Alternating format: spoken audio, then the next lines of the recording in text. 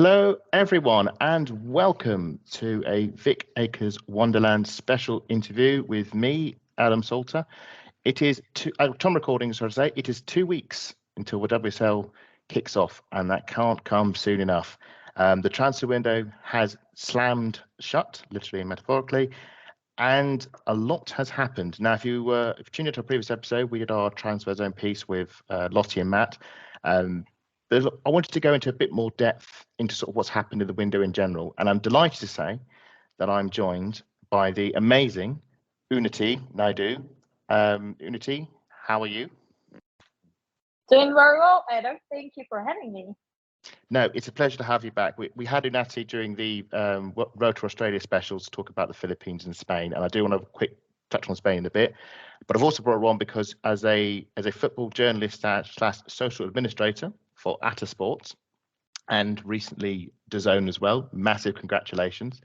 You are in a very, how should I say, privileged position within the world of sports journalism, and just wanted to maybe get your opinions on what has been quite an impressive window. I think we can all agree.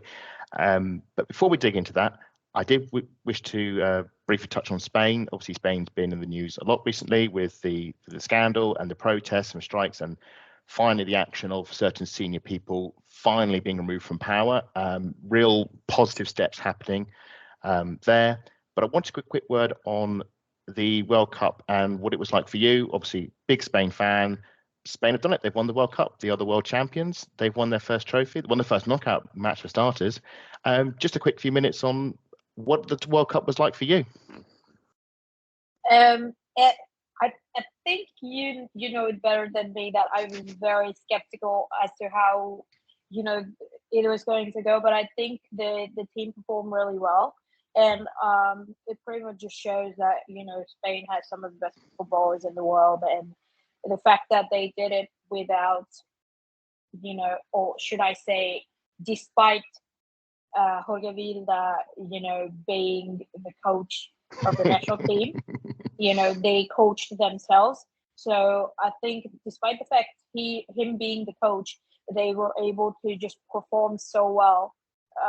Just kind of shows the talent that you have in the country that is still being not looked at, basically overlooked, I would say, very much. So yeah, I would say, to be very honest, it was a good World Cup for them, and I was really upset about the fact that some of the players who deserved to be on the team weren't there. But at the same time, I think this team has proven to the world that they're amongst the best, and they need more recognition. The players need more recognition, without a doubt. So I think they've just precisely come up to the world stage and been like, well, you were sleeping on us, so now we are here to wake you up. Absolutely. I mean, obviously, I was gutted that England lost. I really hope that they were going to go repeat the Euros feat and win another trophy. However, seeing how it has panned out since, with obviously what happened on the trophy presentation on the stage, I thought that they would never leave, but it turns out they've done the glorious thing and poured petrol on themselves and set themselves alight, and it's glorious to watch. It's glorious to see them fall and leave. And I'm really I'm feeling very positive about Spain's future, and I hope they're still on strike at the moment. We'll hope to maybe do a pod in the future when the changes happen, when the players come back and it's resolved, and we can talk about more broadly what's happened there. But what we are going to be talking about is the transfer window. It's been a massive window, not just for Arsenal, but for all WSL clubs. A lot of movement, a lot of changes, except at Man City. What I wanted to do with you, Unnati, before we talk about Arsenal's window, and I think we can agree there's been some impressive stuff happening there, I want to talk about the window as a whole. Now, obviously, you as a sports journalist, and if anybody has been following Sporting Her, you'd have seen that we've collaborated on a few pieces, such as the signing of Russo, some contract extensions as well. So what is it like for you being in, I would say, a rather privileged position at a time like this, when I think we can probably see it's probably quite chaotic?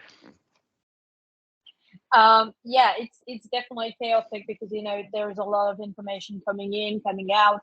So it's very difficult to keep track of it, and at the same time you have to devote a lot of your time to it. Obviously, this is something that I feel very privileged to say that I'm doing this full time, as my job. But the fact that there is a lot obviously going on behind the scenes that is not seen by fans in general on the outside, that is not shown by the clubs on the outside. But behind the scenes, so much goes on that it's really difficult sometimes to just wrap your mind around it.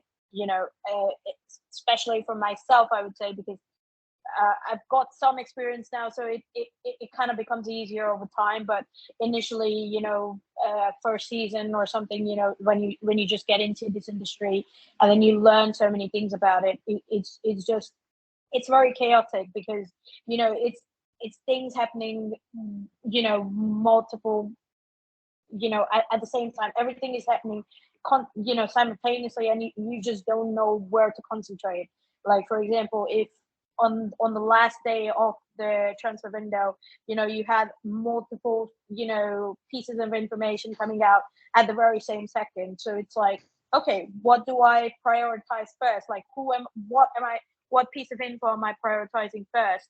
And it's always just very chaotic. So I feel privileged, just to be a part of the industry, but at the same time, it's also something that has been a great experience as well for me. Just how long have you been in the world of sort of say sporting journalism and being in this position where you're having to, information's coming and going? How long have you been within the centre of the spider's web, as it were? Yeah, well, to be honest, the center of the spider's web, I think a little over a year, but I've been within the industry for more than 2 years now. So yeah, I would still very much consider myself as someone who's climbing the ladder and is not there yet. No. But yeah, how transfers work. Yeah. I should say, I said it before in other pods with some of you, but it's a bit more difficult for you because you're actually on the other side of the globe. You're actually calling from India. You're operating on different time zones. You are working through the night and sleeping through the day to keep track of, and not just transfers in the WSL, but transfers over in Spain, in France. Obviously, you do a lot of work, covering the Spanish league in Barcelona. And for me, it's mind-boggling how you do it, and it's incredible. So I do want to just quickly tap onto the time issue, because, as I said earlier, you are the social administrator for ATA. So you're having to report live on Twitter a lot of the transfers as they come in. Now that comes with difficulties, I think we can say, in terms of, obviously, you've got to make sure things are published correctly, in terms of obviously when you can say, but also the length of time one must be in position at the laptop, shall we say. And speaking with you during the window, it's obviously very busy. You were awake. How long were you awake for to keep this keep the admin ticking over for this one, keeping track of all the transfers throughout the whole day? How long were you awake for? So England is 4.5 hours at the current time. At the current time zone, England is 4 hours, 4 hours and 30 minutes ahead of me. So when it was 12 a.m. in England, it was 4:30 a.m. for me in India. So I was awake when, Arsenal suddenly decided that post 12 a.m. we're just gonna post about the signing of Para Cross, and I was like, Arsenal, I wanted to go to sleep. I want to go to bed. So, but no, they just decided to do that, and I was like, okay. But yeah, it's been crazy because obviously time difference has been a big thing, but I've sort of adjusted myself now to the point where I practically live in the European time zone while living in India. So I've just adjusted myself accordingly, and I just make sure that whatever information is coming in, to read through it properly as much as possible, because it's very easy to put out wrong information, and it's hard to correct it at times, especially when the information goes out and you simply can't correct it, and it's already spread everywhere. So misinformation is very easy to spread. So I try my best to make sure that if I'm putting something out on Art of Football, it is correct, and there are no mistakes. But obviously, humans at the end of the day. So there have been, points where I have made a few mistakes, but at the same time, it's not always been me. So it's understandable, it's just how it is. We should say, and again, this is, I think, pretty common knowledge, that there are reporting embargoes on a lot of these deals that happen. You can't report a deal that's happened. And so when you get all these frustrations, because you get all these things, you see stuff on Twitter saying, oh, the deal is done, the medical's done. And it's like, well, why hasn't it been announced? And there are usually 1,000 reasons why it hasn't been announced. And it's probably a paperwork, or the fact that they said, no, you can't report on this. There was, I think it was the Russo deal. I think somebody got their AM and their PM mixed up and accidentally reported it 12 hours early, which I don't know if they'll be allowed back into the Arsenal media room after that blunder.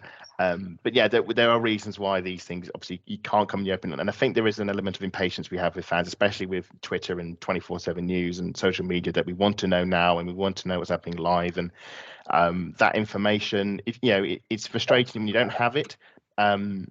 When you are in a position to have it, it does come with an element of responsibility that you can't tell anyone. It's confidential, because for obvious reasons, and so you have to. And I think I would say it is more difficult to know something and be quiet than to not know anything and want to know more. So there, as I say in Spider-Man, with great power, or knowledge in this case, comes a lot of responsibility. I'm very grateful that you are the one with that responsibility, not me, because I'll be rubbish and I'll be telling everyone. So that is so. Yeah, fair play. And I should say, staying up to 4 a.m, I was trying to follow that deal as well. I got to 11 o'clock at night and I gave up. So fair play to you to going all the way, because I don't have that level of endurance.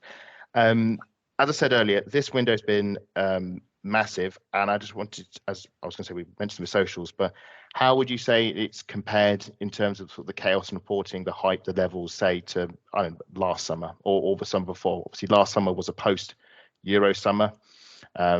We had obviously the window before that, I think, which was just after COVID sort of finishing off. How has the windows evolved over the last few years, especially since you obviously joined the world of sports journalism? I think one of the most important things that has changed over time is how do I say it? It's like the clubs are really investing in the money right now. Initially, it was more or less, or how we would see it previously was clubs would rather wait until they could get possibly a player for free rather than paying in a transfer fee. And I think that's what we've seen, the spike in the transfer fees going up quite frequently, and the fact that quite frequently we see that the clubs are willing to pay these transfer fees for the players rather than waiting it out and getting the player for free, because you no longer have the time and the opportunity to wait it out, because there is immense competition in terms of development of the games and the team. So in that sense, I think it's been very an important change that we've seen over the last couple of years. Another thing is that because the hype about women's football has increased quite significantly ever since, I would say, the last World Cup. I think the last World Cup, the France 2019 World Cup, was a very key moment in a lot of fans just joining in to watch the game, and just become regular fans who watch for women's football regularly. So I think that was the first event that sort of helped us see a spike in terms of the followings. But ever since then, we had the Euros, and obviously first we had the Olympics and the Euros, and now the World Cup. I think these tournaments have just shown that there is a lot of interest in women's football, and when it is broadcasted, when people can see it, the interest has been generating, and because of that generating interest, the people are learning more about the clubs, the players, etc., and that's why the hype has been building up in terms of the transfers as well, because if you are interested in a player, you would obviously want to know if they are going to be transferring from one club to another. Mm. And I think that is what we've seen now.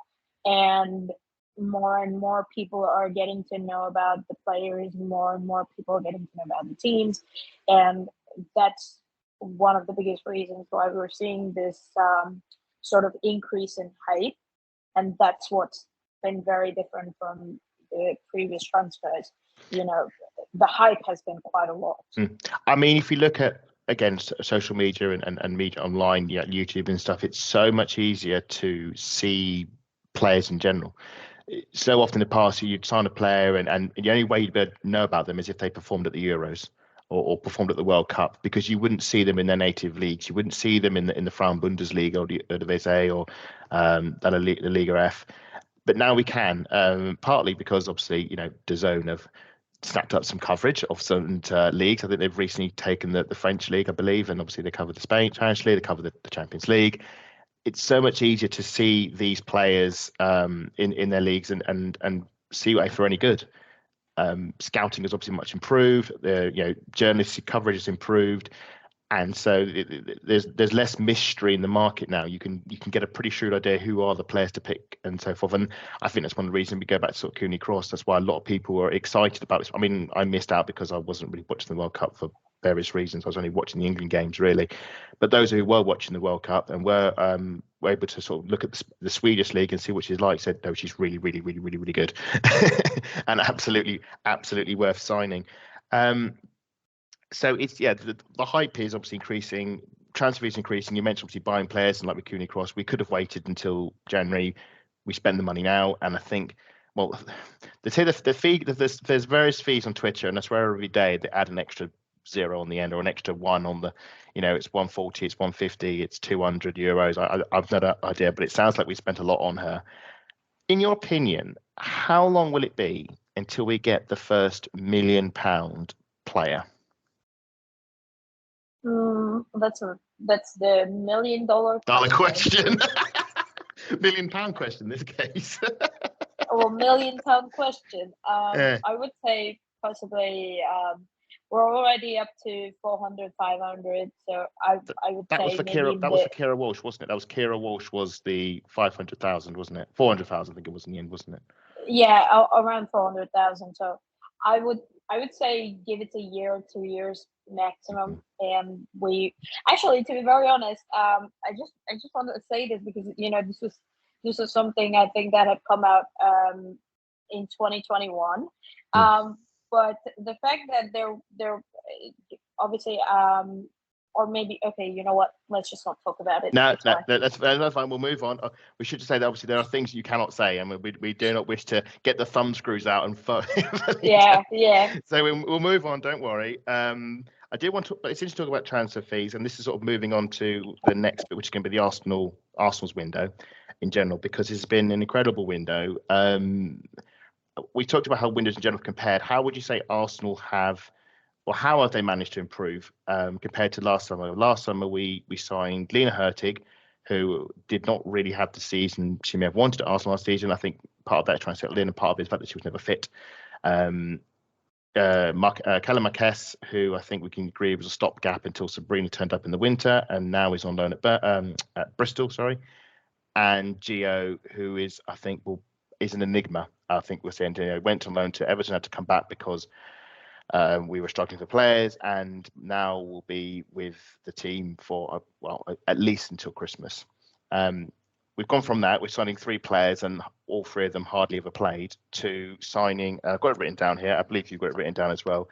We brought in Amanda Ilestead, a defender, Chloe Lacasse, forward, Alessia Russo, another forward, Lea Cadena, another defender, and Kyra Cooney Cross, a midfielder. All of them are deemed very sort of a high quality, high quality in their position. How have Arsenal gone from last summer to this summer? I think first of all, this was one of the most important windows for them, in my opinion, especially because of how Arsenal has, fared with injuries in the last season. It was very important that they made these signings because they were clearly lacking since the players have been out, and they obviously need to work around the fact that even after the players come back in, they're not going to be in their top form for quite some time. So it was very important for Arsenal to make sure that they bring in signings that not only help them out until the players come back, but at the same time bet on the future and how the future is going to be looking like for them.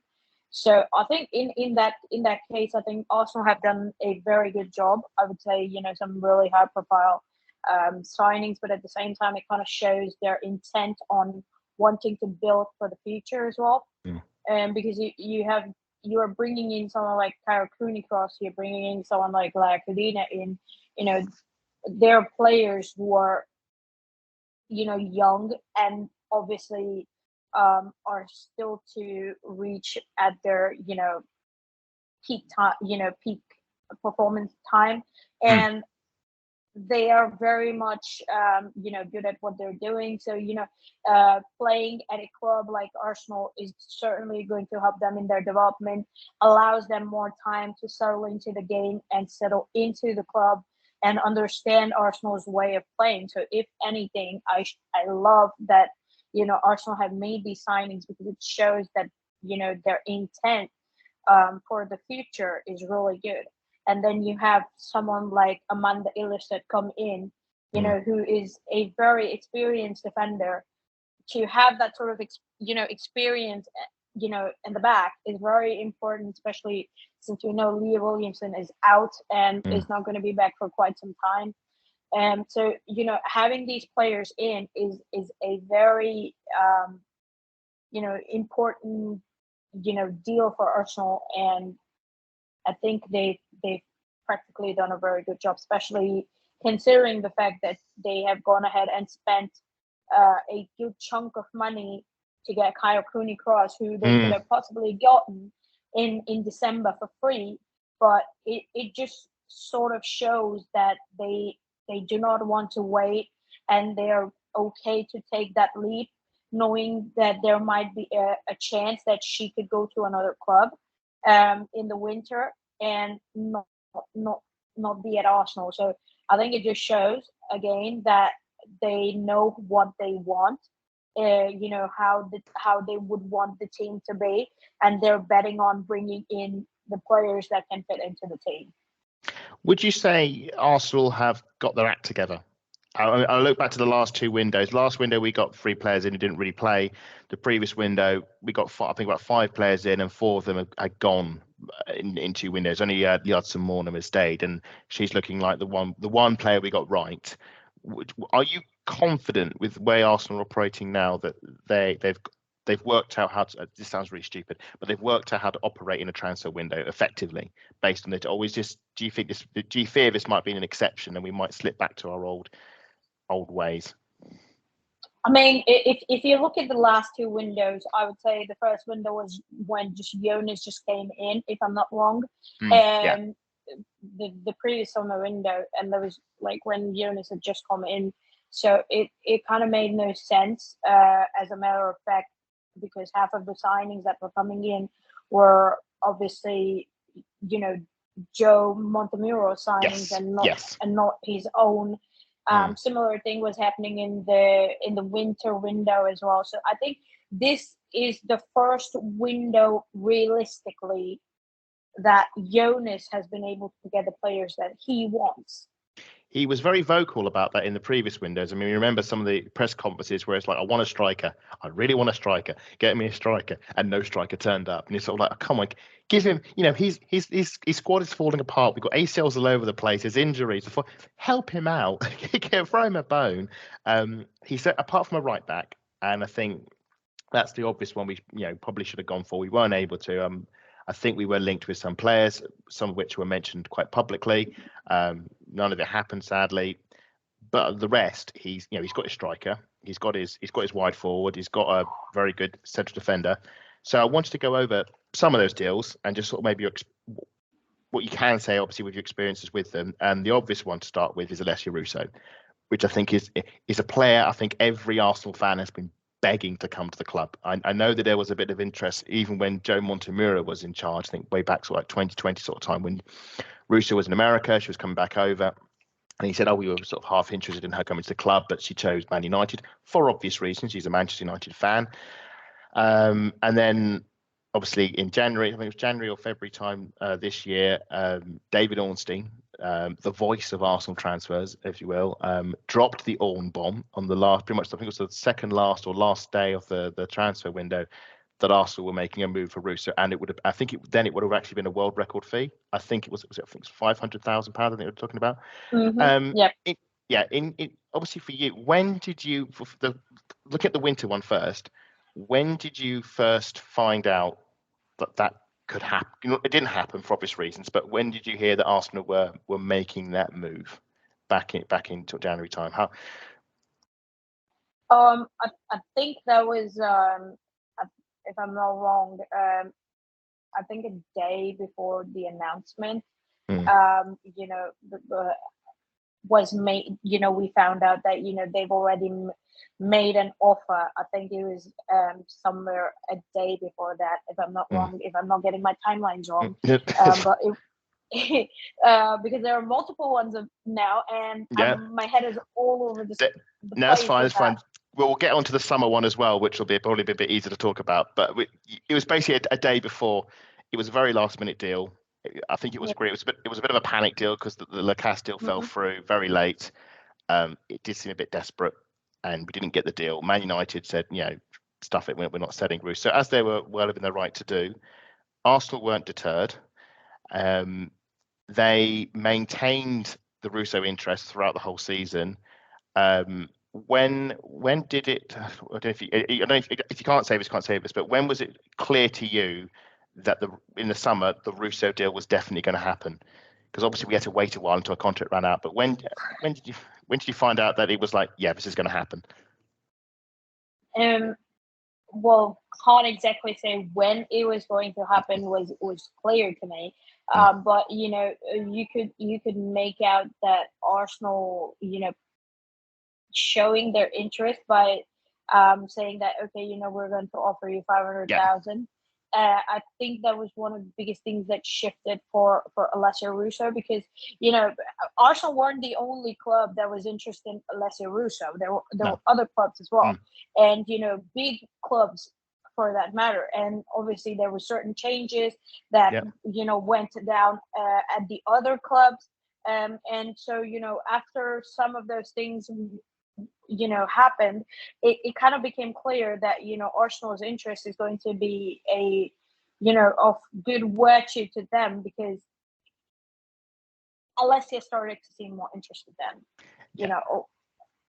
I do. I was going to say, I do think. I was going to carry on. No, so what I'm trying to say is, like, at that time you could kind of make out that there was a good possibility that she might choose Arsenal. It's only because of like a certain set of events went down, and you started to have that feeling of, okay, maybe now she's going to be taking, Arsenal could have their chance finally in it. But obviously, with how transfers work with between WSL to WSL clubs, you obviously had to wait until the transfer window opened. This is my next question. This was I remember this being a big frustration that was happening amongst the Arsenal fan base when they. I remember the arguments was, I think it was like Chelsea was signing players and left, right, and centre, and people were saying, "Well, why can't we sign Russo? Why is the Russo deal not being announced? And what's happening?" I remember there was, and I think you were on about other parties. I remember there was a story about teams in America that were interested in signing Russo, and we're saying, "Oh, she's going to America," and then you had Casey Stoney shutting down that rumour rather effectively, which was very funny. Yes, there was a lot of information around it, and obviously the reason why is we were simply waiting for the contract to run out. And yeah, I think it's probably one of the biggest deals Arsenal done. I think it's one we're very, very chuffed with. Was there any, in your opinion, obviously not fact, but your just your opinion, could Man United have done anything to make her stay? No. Okay. No. No. That ship had sailed, basically. No. Fair enough. And I should say, I'm repping her on the back. How excited are you for Russo at Arsenal? We've seen her score 2 goals already in the Champions League, and if we get time, we might touch on the Champions League as well, because it didn't go so well for us. But How excited are you seeing Russo play? Firstly, hopefully at the Emirates against Liverpool in 2 weeks' time. Yeah, I think I'm a fair bit excited, to be honest, because she is a player that Jonas has wanted, because she is that striker for him. But at the same time, I feel like she is a player who can do very well within the the way that Arsenal plays. So it's going to be really exciting to see her develop, with Arsenal, especially because, again, she's very young, I would say, and obviously with time she's going to have better understanding of how to finish, etc., etc., like lots of different things in football. But I think for the most part she's a very promising talent to just bring on, and the fact that Arsenal have her, and they're betting on the young players now is just fantastic, because it shows that they're thinking about a long-term future rather than a short-term one. So I'm very excited to see Russo. I'm very excited as well. I mean, scoring a back heel against Sweden at a European Championship will make you think this striker is the best striker in the world, and seeing her play at the World Cup and score goals for fun has not changed my opinion on her. I was going to briefly. You said England, so I'm just probably going to say, let's not forget what happened at the World Cup. So please come down. She didn't score in the World Cup final. Okay, we'll mention the fact that she didn't score in the World Cup final, but she did set up Tooney in the Euros against Spain. So I'll always have that brief moment. I was going to briefly cover the Cooney Cross deal, but we sort of have covered that. So instead, actually, I want to take advantage of your Barcelona knowledge and talk about Leah Codina, the defender who Arsenal have signed. As obviously a Barcelona fan, you would have seen her play. I think my impression is that she has always been behind the pecking order, shall we say, when it comes to defence. So just maybe give us a taste of what she's been like in Barcelona, and what maybe we can expect at Arsenal from her. I've always said, that she's a young talent. She's immensely talented. It's just she's not always had the right opportunities to show the best version of herself, I would say. And I think for playing at a physical league like Arsenal, she's going to have a good time playing there, and it's kind of going to suit her a lot more, because she's going to get more playing time. She's going to develop a lot more. She was at Barcelona, but the problem was we obviously had players like Mappy and Irene, who were the starters, and then you had Jonathan Giraldes sort of depending more on Jana Fernandez or Laia Codina. And it kind of said a lot about the fact that she was not getting any play time. So even when, and it's incredibly funny because Jana Fernandez came back from a ACL injury. She came back from an ACL injury, and Jonathan Giraldes was depending on her instead of depending a lot more on Laia Codina. And so it was obviously frustrating for her as well. She's been on loan previously to AC Milan, and she's done, I would say, well for the most part. She does get angry fairly quickly, makes rash decisions, but I think it is something that with time she's going to mellow down, because that comes with experience, when to make the right timing challenges, etc. But I would say for as a center back, she's a good player.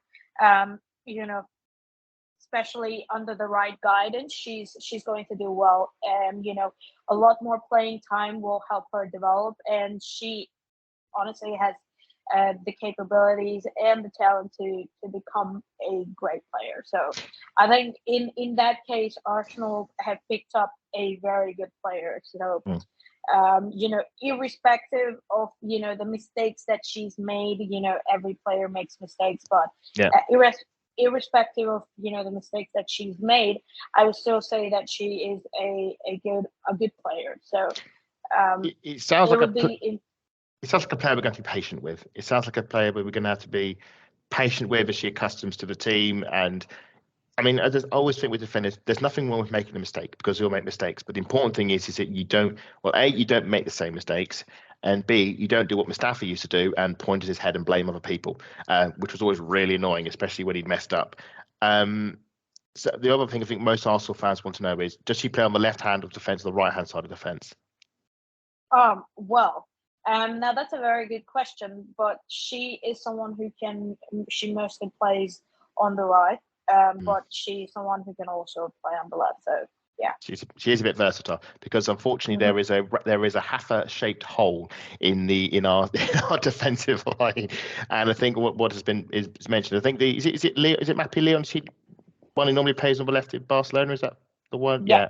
And she's left footed, isn't she? Yeah, Mappy's left footed.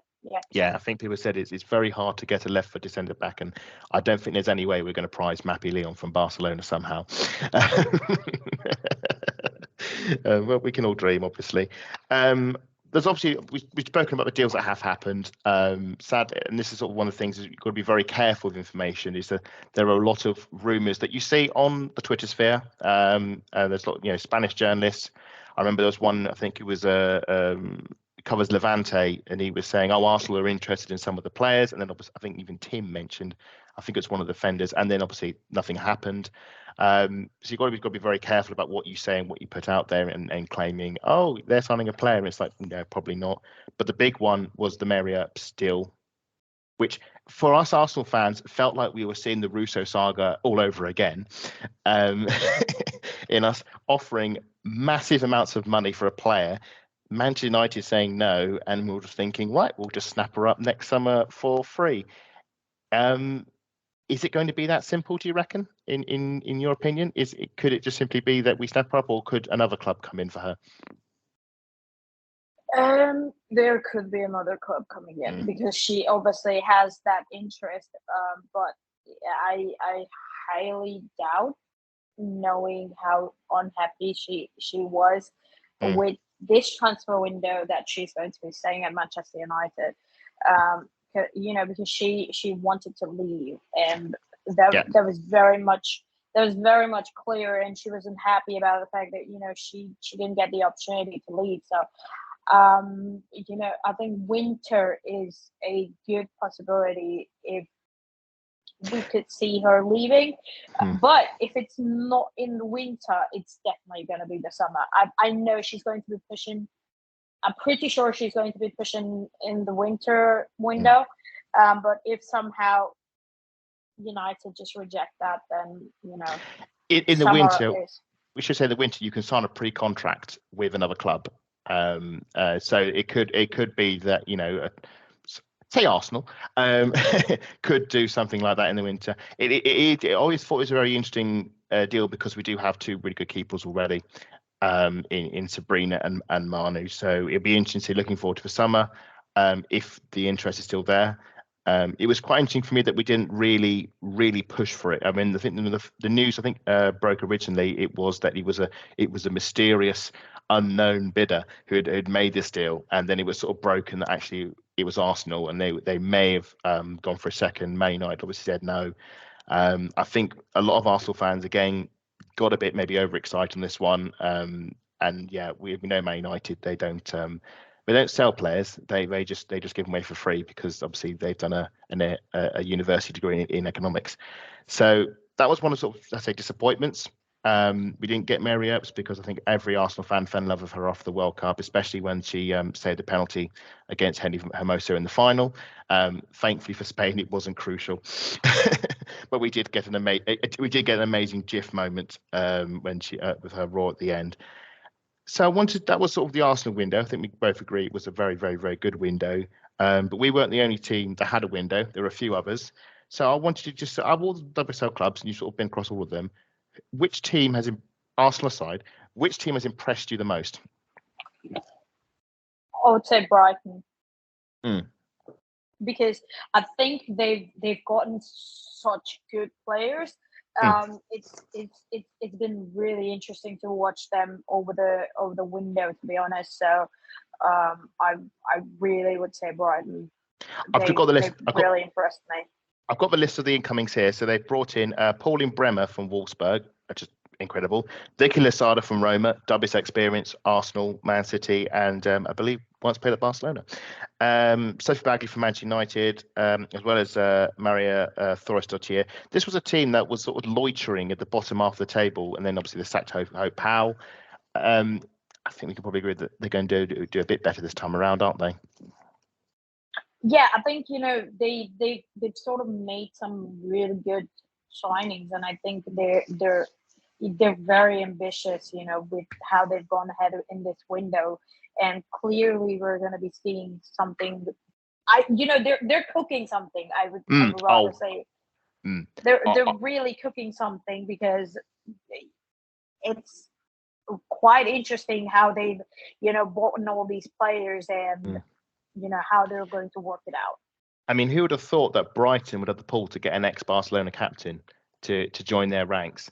I mean that is pretty impressive, and signing I think it was a forward, wasn't it, from Wolfsburg, Bremner? Again, I mean that's just incredible. Who also did score the winning goal against Arsenal in the semi-finals. We don't talk about that. That one still hurts. I mean, I tell you what, that's going to be interesting when Arsenal play Brighton this season. I don't have the schedule from it. I don't know when it is, but if Bremner's lining up in that forward line, there's going to be a few Arsenal fans, I think, they're not going to feel very comfortable. I should have a shout out to Aston Villa. They've obviously signed what I think is probably the one of the signs of summer is Daphne von Domselaar. Obviously, Hannah Hampton did great to go to was a great keeper for them. Chelsea have snapped her up because they need a goalkeeper to sit on their bench.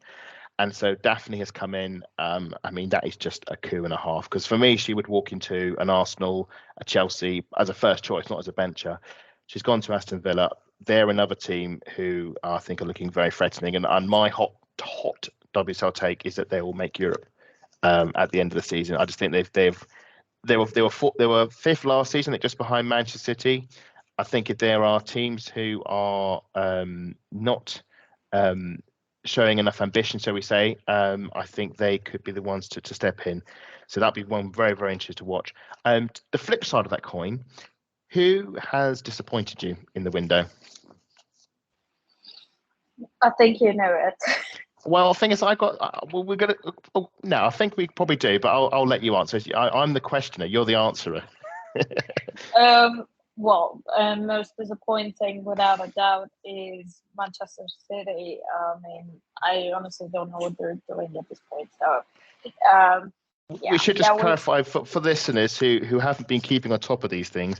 Manchester City have only signed one player, and that's Jill Roord.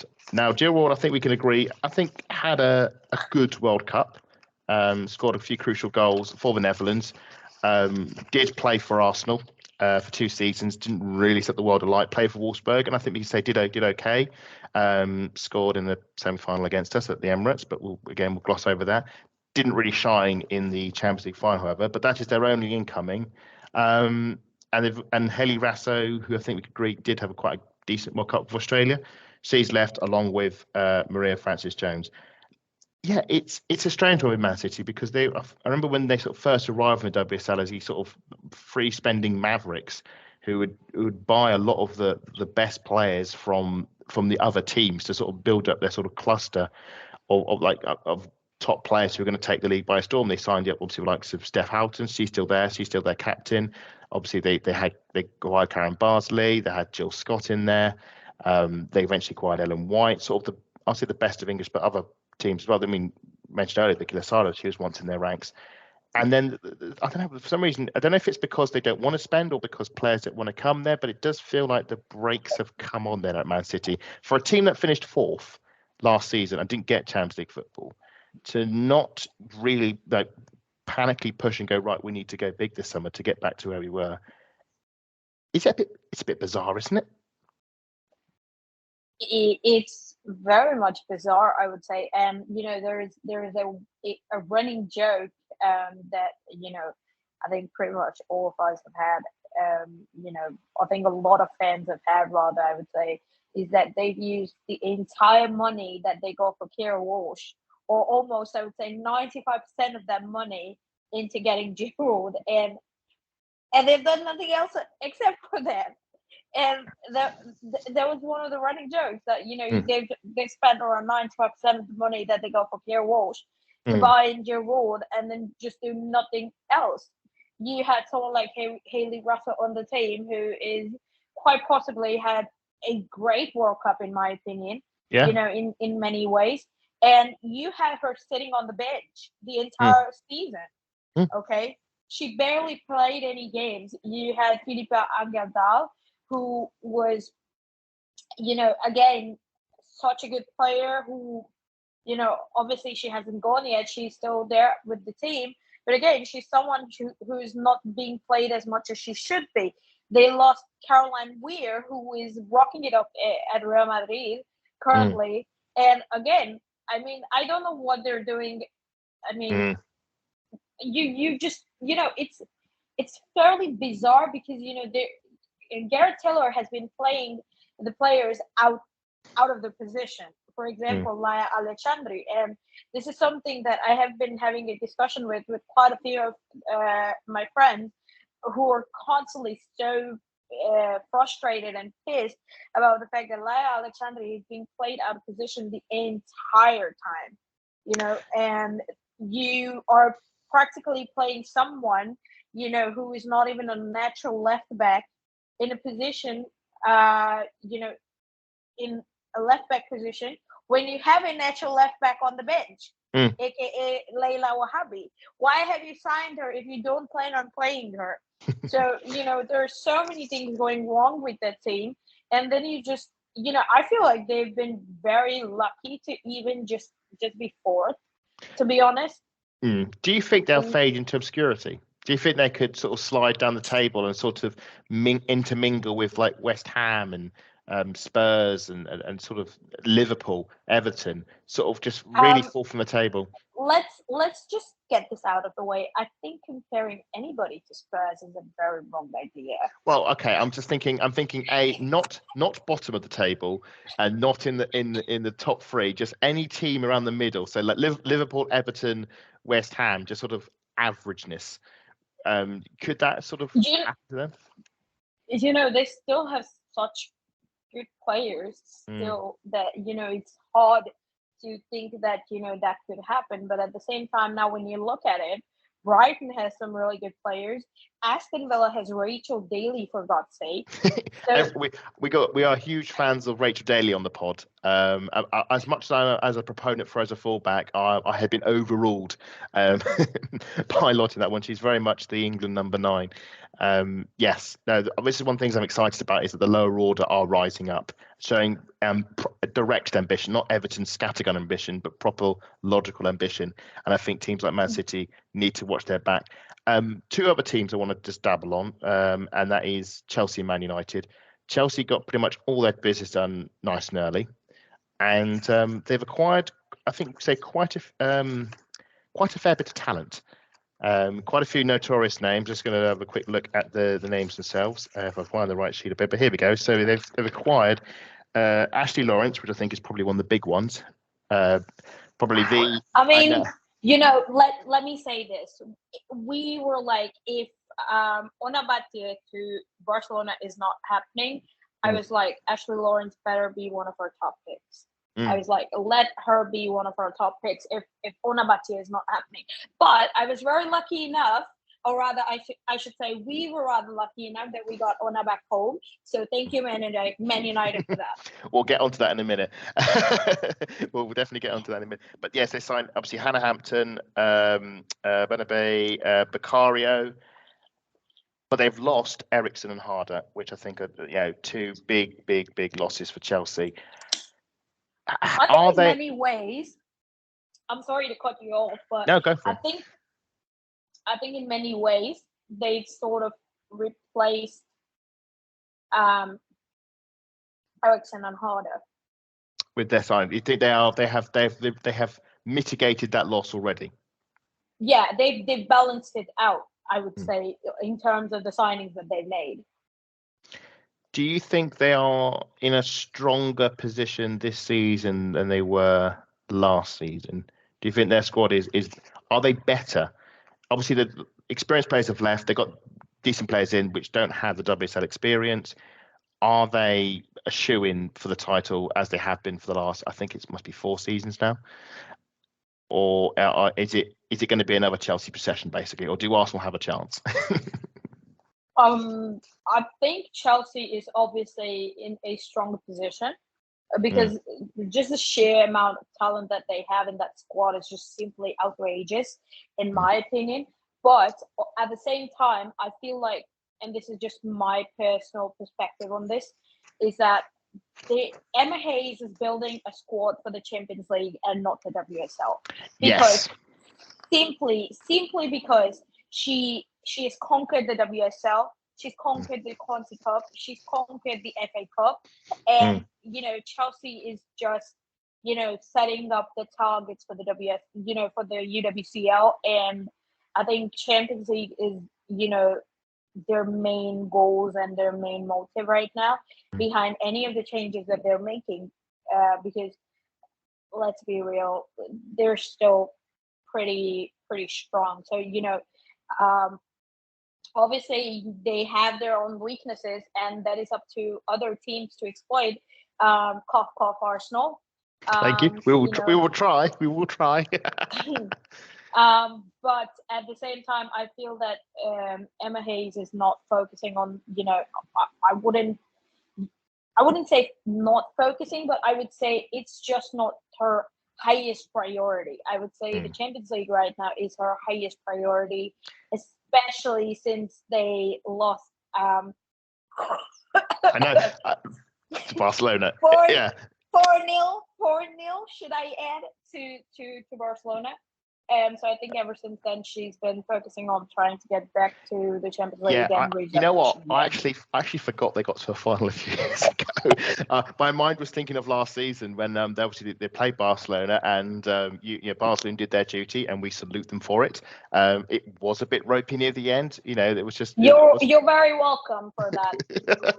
But looking to this season, do you think they? I mean, obviously, I know obviously Barcelona do exist, and they're going to be strong and they're going to push, but do Chelsea have a Champions League winning squad there, do you reckon? Yeah, I reckon, yeah.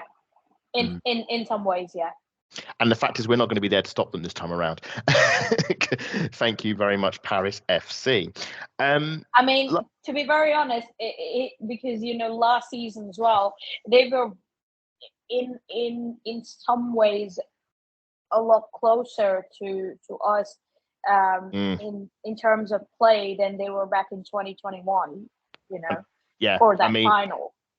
Defensively, they made it a lot more difficult. I mean, to be fair, they got to the semi-final on the fluke, Nick, with a 2000th minute penalty against Lyon, and then obviously did them on penalties. But and I think they became the first team, Champions League, not to lose at the Camp Nou, which obviously now no longer exists. But no, I think they are. Well, it's not that they don't. It doesn't no longer exist, but rather it's just gone under renovation. So don't worry, it's going to come back stronger. It will come back bigger and stronger, much like Arsenal this season, I reckon. But yeah, as long as Barcelona exists, if Barcelona gets the final, I personally can't see Chelsea winning it. But if something should happen, and I hope it doesn't, then I think Chelsea will think, well, I think as will all clubs, as will Wolfsburg and PSG should they get through, Lyon. I think that Barcelona are the team to beat. I don't think Chelsea at the moment have a team that could win it. Whether they do, and that's another matter. The other runner in Champions League for the mighty England is, of course, Manchester United. And I think I know it's such a great punchline. But they have to get past PSG first. So transfer-wise, just to go over the statistics for Manchester United, if Man City had been idle, Manchester United have been anything but. 18 players have left, I believe it is, and 10 have come back in. I think it's something around that. Although there have been some loans in and out as well. I'm sure those who keep track of maths will tell me otherwise.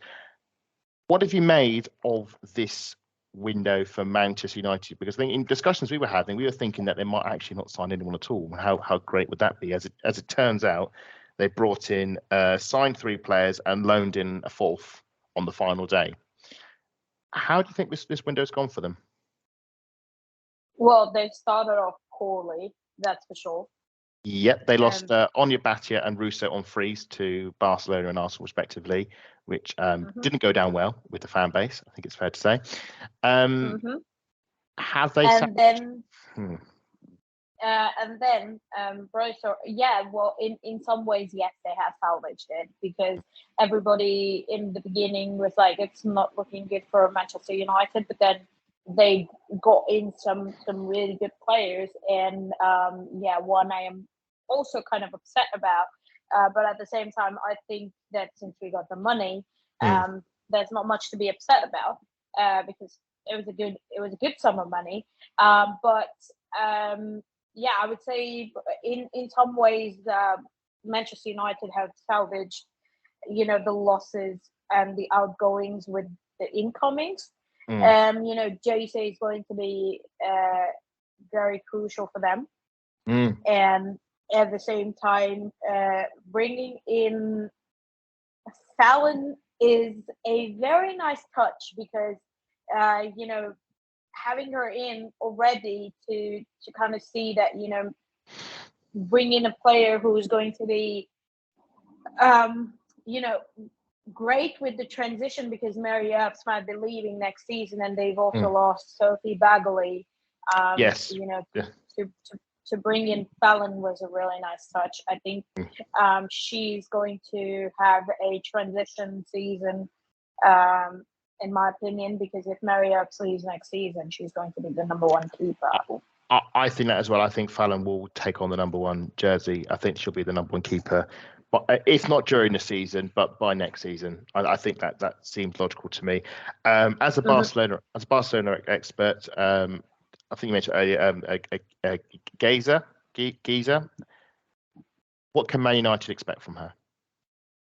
Well, she is a very good striker. I think obviously we didn't exactly have her how do you say, the same turnout as we expected from her, especially after the Copa de la Reina, where we had a case where, she was not supposed to play, and then, she played, but then, we were out of the tournament, etc., etc. I think, obviously because of that, we kind of never got her back ultimately in the end. But, I think she played her first season with us, and I think she played decently very well for us. She played quite a lot for someone who was playing for their very first season, as opposed to whatever has been fed to Man United fans, saying that she barely got any time at Barcelona to play, and that's the reason why she joined United. No, that is not the case. She played over 2,000 minutes in the first season, and that is a very good number for someone who's playing their very first season with the club. So am I right in thinking she came on in the Champions League final? Yeah, she came in on the Champions League final, and she was pivotal because as soon as she came in, we got the third goal from Frido, and she was pivotal in that movement because it was excellent. Oh my God! So to be very honest, she's someone who has great pace. Can burst forward, can find pockets of space and utilize them very efficiently. So I think any sort of space behind the defenders, it's going to be very good for her to play in, and that's why I think that it's Man United made a really good signing with her. Can you imagine her and Miyazawa? Well, this is the other player I want to think about. Miyazawa, Golden Boot winner. I think it came to in the end. I think she did end up winning the Golden Boot for Japan. I mean, that is the equivalent. I mean, we always say that World Cups like shop windows, and I think us getting Cooney Cross at the seeing at the World Cup, I think did help. And Jonas did mention he was going to do a bit of scouting while he's over there. But Miyazawa definitely put herself in the shop window. Incredible World Cup from her, and I think that is an amazing coup by Manchester United to go right. Okay, Russo's gone. We need the best forward on the market. We're just going to get the top scorer at the World Cup. It probably wasn't as simple as that, but it's still an incredible bit of business. the interest I have is with this deal is a I just think back to, well, maybe this is just an Arsenal bias, but I think back to, so after 2011 when Japan won the World Cup, I think we brought a few Spanish players over. Obviously, we've had Mana Iwabuchi as well.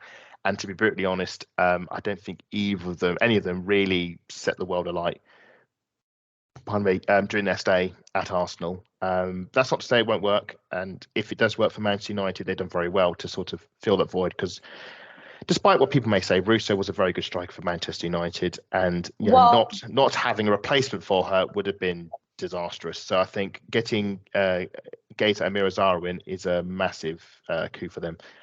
Sorry. Miyazawa wasn't Russo's replacement at all. Miyazawa plays in the midfield. Oh, sorry, midfield. Sorry. But yeah, so Giza is the replacement in the. I don't necessarily think Gaeta was a replacement for Russo either. I feel Melvin Mallard is the actual replacement for Russo. Ah, that's interesting. In my opinion, as for what I think, she is the proper replacement for Russo. If anything, a little better as well. Interesting. Now, obviously, we should say the Mallard deal. This was a curious one. This was a deal that was done so late. It was announced after the window had closed. Thankfully, you didn't have to stay up late for that one. You were able to get a bit of shut eye before that one was announced. But it's a loan deal, and she's come from Lyon. Very high-profile striker, played for France. I think in Greece she's quite talented. But it's only a loan deal. Now, could Manchester United keep her if she does really well? So I don't know, scores 10 goals for Manchester United this season, just as a ballpark figure. Do you reckon they could convince her to make the deal permanent potentially, or is just going to be one of those? No, it's just a loan. I think that will kind of depend on what happens at Lyon. Considering their striker situation and their forward situation as well, how things progress there in this season. Because to be honest, she's kind of lost quite a bit of importance, I would say, in a way. I wouldn't even say importance is the right word, but she has lost a bit of that over at Lyon. So it kind of made perfect sense for her to come out on loan. So I have a feeling that if United want to sign her permanently, it's going to have to depend a lot on what's happening over at Lyon. Do you think Mallard could take the league by storm? Is she good enough that she could get like a Sam Kerr total or close to it, 15 goals, pushing 20? Is she that good? Yeah, she's good. She's good enough to do that. Well, it'd be interesting to see if Skinner plays her. Because, again, she is someone who has a lot of pace, who can find good pockets of space and, very clinical as well in many ways. And, just the way she dribbles the ball as well is really good. So I would say that she is someone to really watch out for. And I feel that she was the perfect replacement for Russo in that sense. It's going to be interesting to see how that plays out because, like Gareth Taylor, Skinner's not known for rotation. But rotation is going to be key, and they have got a Champions League playoff against PSG coming up next month. They've lost, I think, about 10 players. Which is where I think Mallard is going to be very useful to them because she knows how to play against PSG. Absolutely. She knows how PSG operates, how they play. So she would, her being on the pitch would be very critical because she would know how to find the pockets of space that, she needs based off of her experience playing against PSG. So I think if we think of that, it might as well just work out, In your opinion, my prediction for the playoff is that Man United will draw their home leg and then lose in France.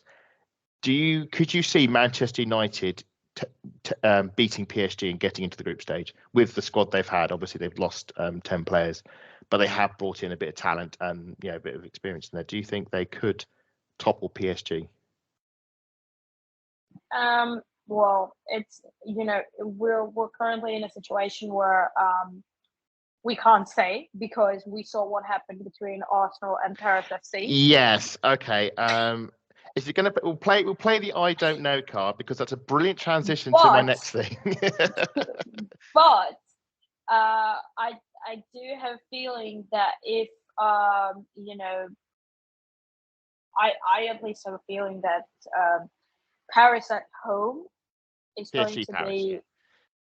it's going to be difficult to beat them there.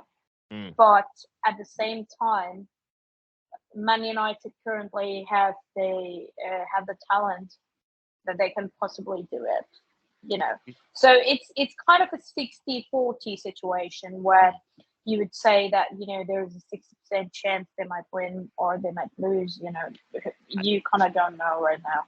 We should say Manchester United had one of the finer defensive records last season. They were pretty good defensively, and they only lost 2 games in the league, and they both happened to be Chelsea. And had they won either of them, they could have won the league. I do think it's going to be very interesting how that one pans out, and if they do get through, how they juggle their squad across group stage and the main season. That's going to be very interesting to watch. You did mention Arsenal. You did mention our Champions League campaign. And as we are both Arsenal fans, and this is an Arsenal podcast, we should, I think, to way to wrap up the pod is maybe to talk about the club and the season. And starting with new signings, I do want to touch on Cooney Cross, because you did have you were saying to me before we came on, you had a little sort of conspiracy theory about how she might be utilised. And I don't know if you want to share that with the rest of us. I saw Cooney Cross as an alternative to Leo Walty, that one would play and one would be rested. Do you think there might be a way to put them both in the team? Well, you know, I did initially think of it as that way as well, that, you know, she is going to be one of the first backups for Leah Walty, and Leah can get some rest finally. Finally. After, you know, but I think that you know, there might be a possibility that because we have a centre back situation right now, where we do not have a left-footed centre back, we might see Leah in that position, and we could see, you know, Cooney Cross as the CDM. But at the same time, it could be Steph in that position as well. You know, Steph also is a left-footed defender, so, you know, that is a very good point. There is a chance that we might see Steph as the left-footed centre back as well. So, you know, I think there is going to be a tough decision for Jonas to sort of see who is going to be the better fitting person, because we know Leah at the back, at centre back at Arsenal has not, in the past, has not been very good for them. We should clarify Leah Walty, not Leah Williamson. Yeah, because Leah Williamson can't play right now, so sadly she's not going to be there. It's an interesting idea that we could go back to that back four that served us in the first half of last season, of McCabe, Catley, Lottie and Maritz. We could fall back into that back four again, which I think had mixed results. It did all right away at Lyon. It didn't do so well at home to West Ham and Manchester United. As for the season, it's already started for us, for Arsenal, and we've had a disaster. We're out of Europe. I've got sort of mixed views on this. I wanted maybe to get your angle of it. I think both agree, a shock, a surprise, maybe. Not, I would say also probably deserved. I don't think we deserve to go through. How did you see the fallout of the result? I think it was not a good performance from Arsenal, without a doubt. I think everybody's going to agree with me on that, you know, they didn't perform well. And Paris FC, on the other hand, were fantastic. They were, you know, they came with that intent of winning, and they converted it on the field. Whereas Arsenal came with the intent of winning, but did not convert it on the field. And I think that was the biggest reason that, you know, things went down the way that they did. At the same time, I just think that from a positive perspective, if you look at it, it makes complete sense now for Arsenal to just concentrate on the league, on the Conti Cup, and on the FA Cup, and forget about the fact that Europe is gone. Obviously, it's a sad fact that they're not going to be there in the Champions League, but it kind of gives them an opportunity to focus on the league and the remaining two tournaments that they have, and just focus on winning that and trying to get the team together so that again, we have a lot of players, like 5 players incoming, who are going to be playing with each other for the very first time. So they need time to settle into the team. And at the same time, we are going to be having players who are going to be coming back from injury. So together, I feel that if we're going to be combining the whole squad, based off of the incomings and the players who are going to be coming back from injury, I think it's a great idea to just, focus on, how the players settle into the team, and then focus on the league for this season, and then, aim for the Champions League, a better Champions League campaign for the next season. Yeah. I just few of you touch on first Paris. The draws come out and they've drawn Wolfsburg. I feel so sorry for them. Just quickly, yes or no? Can they beat Wolfsburg? You never know. Ooh, okay, so that's a vote. Okay, well, that is one I'm really looking forward to seeing. If they can repeat the trick as they did against us, fair play to them. And that'll be 2 semi-finalists from last season out of the Champions League before it starts, which would be fascinating. As for Arsenal, obviously you might talk about the trophies. We're in the Conti Cup group stage. For me, that's an excuse to rotate, and I reckon we'll be using that to bleed in a lot of the injured players coming back. So the likes of Miedemar, the likes of Mead.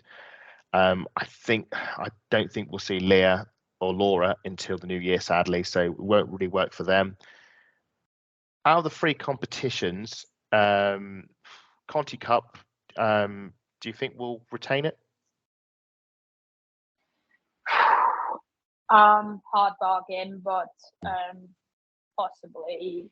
It's just, I think with how many signings we've had this time in the WSL, and good signings for that matter, the amount of talent that the WSL has attracted this season, again, I would say it's going to be a tough call, and it would take us at least a few games to make out whether who's going to be winning the Conti Cup, to at least base it off of that. But I think Arsenal do have a good chance if they can focus on it well enough. I think they have a good chance of retaining it. I think it'd be interesting to see how we approach the group stage. I remember last season Manchester United kind of binned it off. So we had sort of weird results like them, like losing on penalties to Durham, and obviously went out of the group stage. But it then meant in the second half of the season they came on really strong and basically had a very strong second half of the season, finished second, runs up in the FA Cup. I do wonder how, I can imagine it's rotating a lot, but I wonder how much we're willing to push it to. See, if we go out in the group stage, the Conti Cup, I'd be very intrigued to see how the reaction is, especially in a group that contains Tottenham Hotspur. What, in terms of success, how we evaluate it? Obviously, no European campaign, we're in the group stage, but we could win a domestic treble. What is success this season? Should we?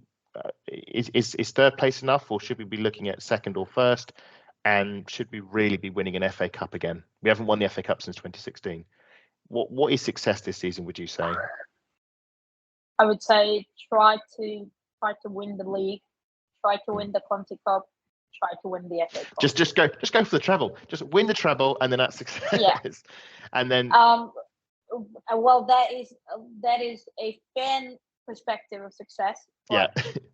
Realistically, I would say winning. Last season Arsenal won 1 competition. This time, maybe focus on winning 2 trophies instead of just winning 1. It would be nice to win a double. We haven't done that in a while, quite a while.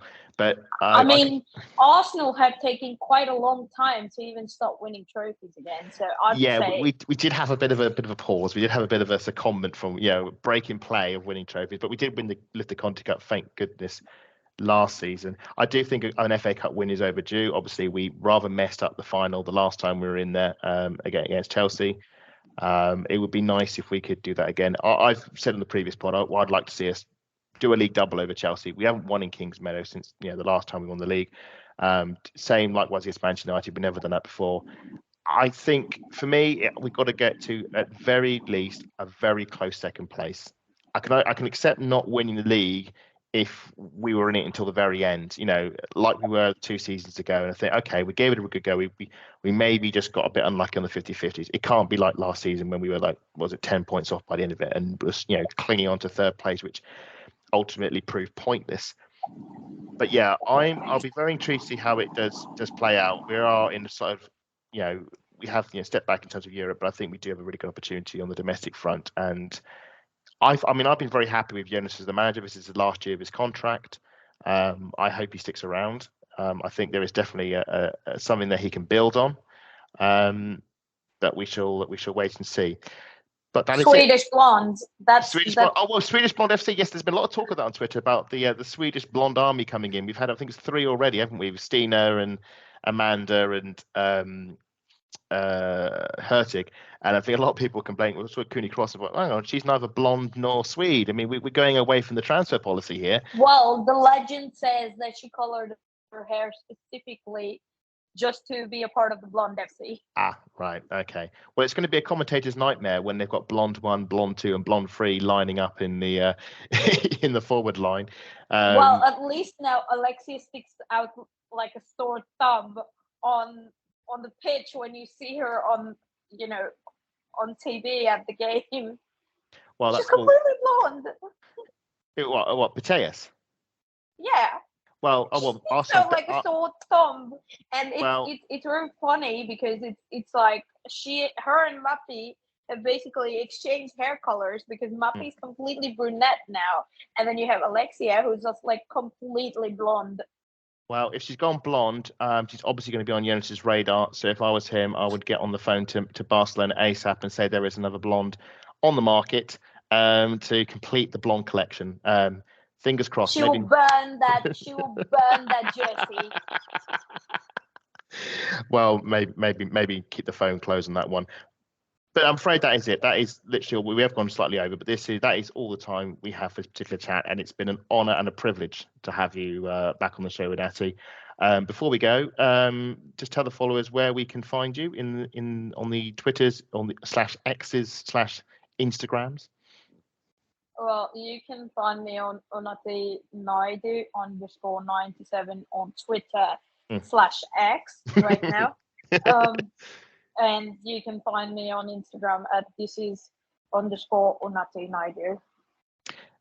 And if you do want to follow me on Twitter, you can follow me at AdamSalter4, and also keep an eye out for our Vic Akers Wonderland podcast Twitter feed, where we'll be posting all the links for all the pods throughout the season. And yes, there'll be plenty more content on the way. But that is it. That's all the time we have for this. Has been a Vic Akers Wonderland podcast. Thank you very much for listening in, and we'll catch you on the next one. Farewell.